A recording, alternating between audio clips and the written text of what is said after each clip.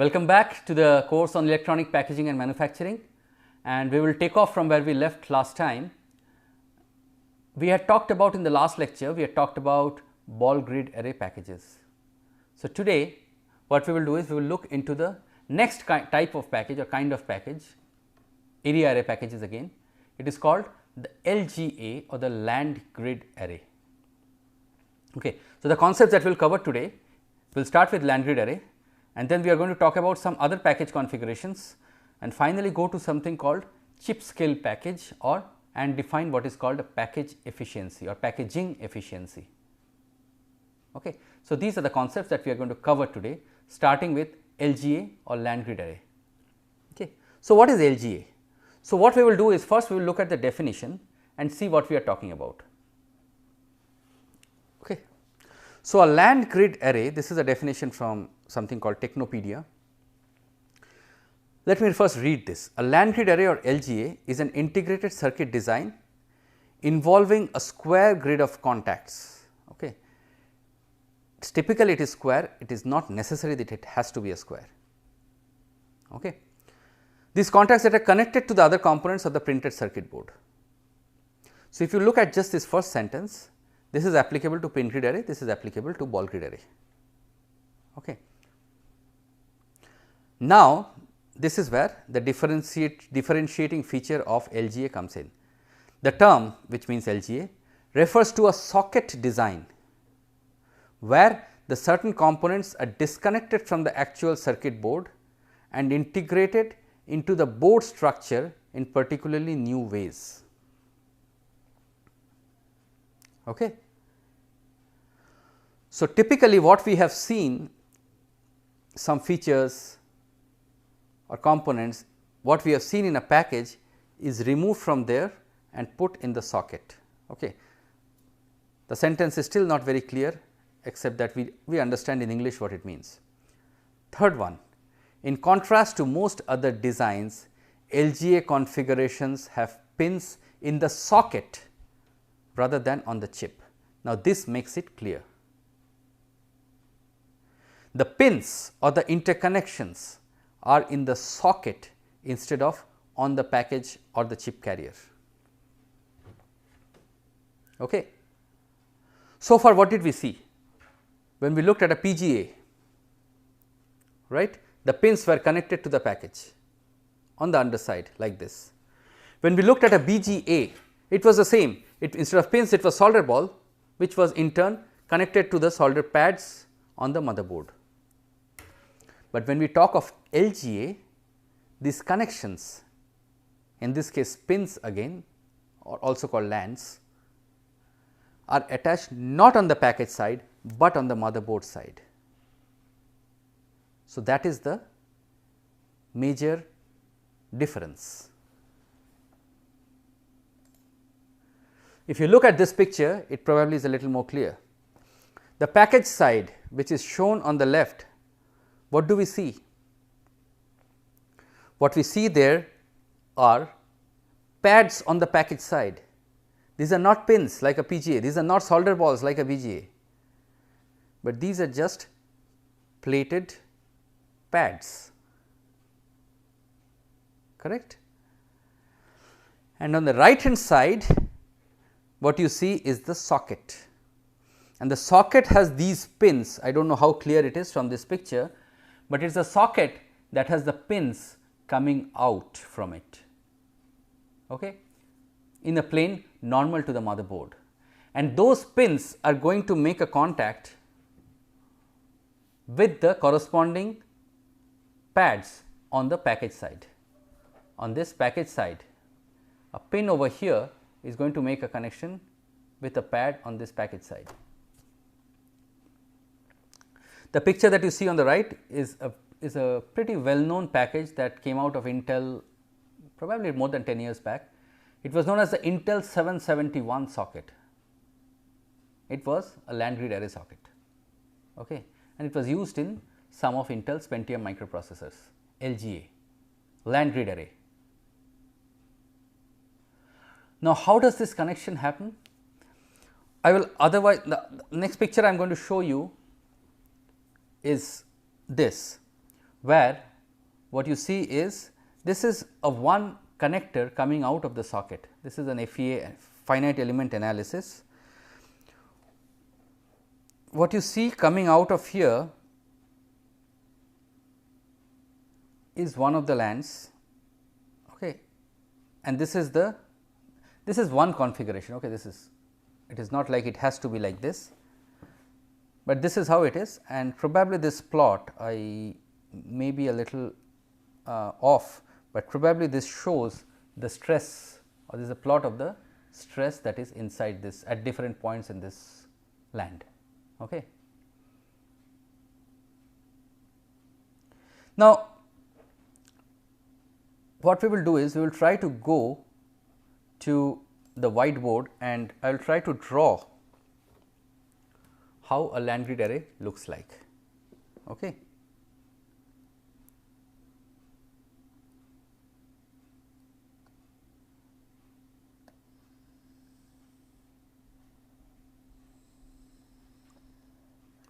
So, let us say this is my motherboard, again I am drawing a connection here, and then I will use a different green to denote the package side. Okay. And then this has your whatever the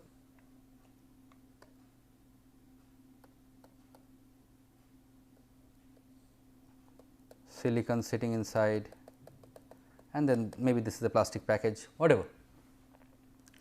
Now, what do we do with the connections?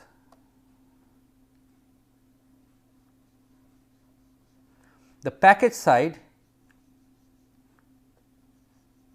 is going to have these pads. In pin grid array we saw pins coming out of the package, in ball grid array we had solder balls coming out of the package, but in land grid array we just have what you call these pads. Now,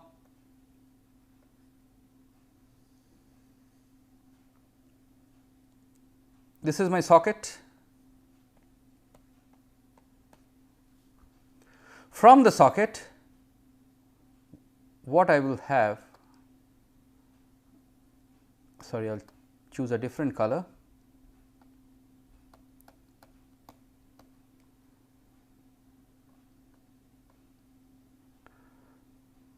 From the socket side, we have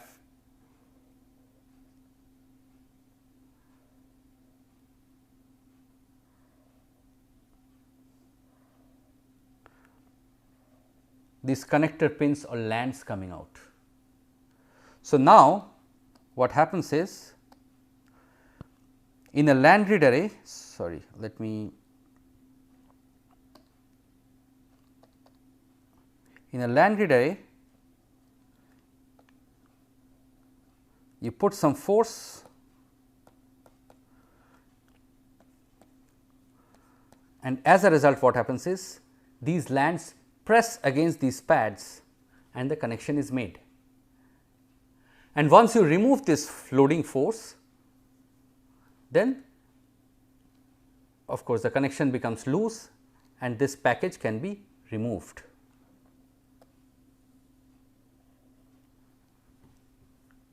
Okay. So, what did we see?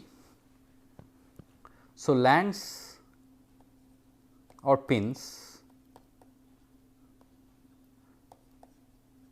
on the socket, okay, and pads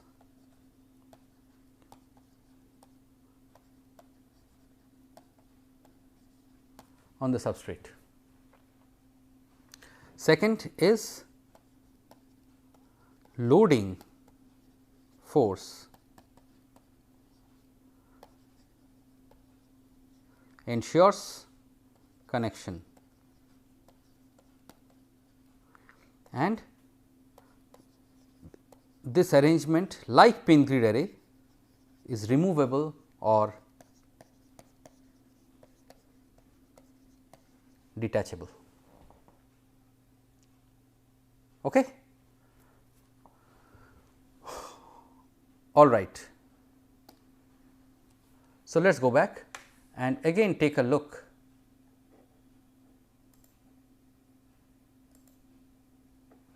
at these two pictures and see what we just talked about.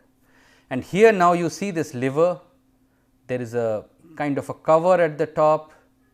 So, this lever leads to the loading force. As you pull it down, the package is pressed against the socket and the connections are made. Okay? All right. So, what you see is no solder joints or balls, uses lands and connection pads. The pins or the lands are on the socket side. And the other thing that I want to tell you is a land grid array compared to a solder or a PGA. Okay, these land pins are very thin, very much more delicate compared to the pins of a PGA. Okay. But this leads to lower use of lead. If you think about solder and all, this leads to lower use of lead, and so it can be designed for something called better ROHS. ROHS stands for restrictions of hazardous substances. Okay. We are going to discuss this later, but now also maybe I can make a mention over here that this solder typically consisted of lead, and now what happens is over the last decade there has been a push, even more than a decade I would say, there has been a push to go towards lead free solder. Okay. So, therefore, new solder compounds, new materials are being synthesized. Material scientists have been thinking about various formulations of coming up with lead free solder. You can imagine the impact of this, there is, the amount of electronic products, substances and therefore connections is enormous across the world. Now, if you have to change everything, it is a humongous task. Okay. So, but the industry is gearing up to that, and I think right now we are almost there, almost all new products today are made of lead free solders. Okay. So, restrictions of hazardous substances, that becomes important, okay, from environmental point of view. And to this end, LGA, when it first came up, this was a major advantage, that even if we have to use lead solder, the amount of lead that we are using is smaller. Okay. The advantages, these are thinner compared to PGAs. So, therefore, again shorter electrical paths. It is thinner and lighter packages, LGAs allow for that, and ease of assembly disassembly, which we talked about. That is an advantage of any of these pin type of interconnections, whether it is LGA or PGA, and a disadvantage for a connection like BGA or ball grid array. Okay. So, that is LGA. Next, we are going to talk about some other lead configurations. Okay. That was lead, LEAD, PB, okay, the element. Here LEAD is lead as an interconnect. Okay. We have to keep all these in mind. Lead free solder, this is lead configurations, and then you also have the LID lid, which is the cover. Okay. So, whenever I use this word, just be careful, because they are all similar sounding, and every time I may not be spelling it out, but just keep in mind, be conscious and try to make out in what context I am using it. Okay. So, this is lead configurations in terms of interconnection or connections. Insertion mount. So, through hole mount, we have seen this before. You see this kind of package over here, the connectors come out only from one side of the package. Okay. Now, it could have been a serial 1 1 1 1 1 1, but to give it better mechanical rigidity and stability, you see that this connection takes a bend towards the left, towards the right, sorry, the next one takes a bend towards the left, and so you have this crisscross, one like this, 2 like this, then 3 like this, 4 like this. Okay. So, 1 like this, 2 like this, and then these pins go to corresponding holes on the motherboard. So, pin in hole type package, we have seen this before, and PGA, which is pin grid array package. Okay. So, again this is configuration in terms of, we have discussed this before, in terms of the interconnection method. This is pin in hole, the others are surface mount. So, we had discussed this before. Now, again now we know what is a ball grid array, that is a surface mount technology. Okay. Pin grid array also, when used with a socket like this, is a surface mount technology, because of course, it goes through, instead of holes on the motherboard, it goes into the holes on the socket, and now the rest of the motherboard is available to put more components. Okay. And the back side can also be used. It is typically not used because this is a very high density package. Typically it is not used, but can be used. It is available. All right. J-led package, Gullwing leaded package, leadless chip carrier, we have discussed all this before, and now we have added on surface mount what is known as the ball grid array. So, as you see, the BGA is connected on this side of the motherboard. So, it is mounted on the surface, and each of these, as said before, also presents the reverse side of the surface for placement of other components. So, that is the advantage of surface mount technology. Surface mount technology is also often called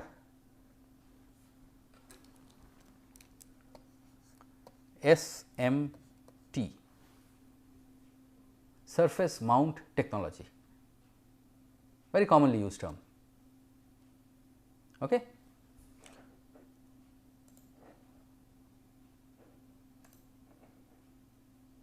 Let us move on to the next slide.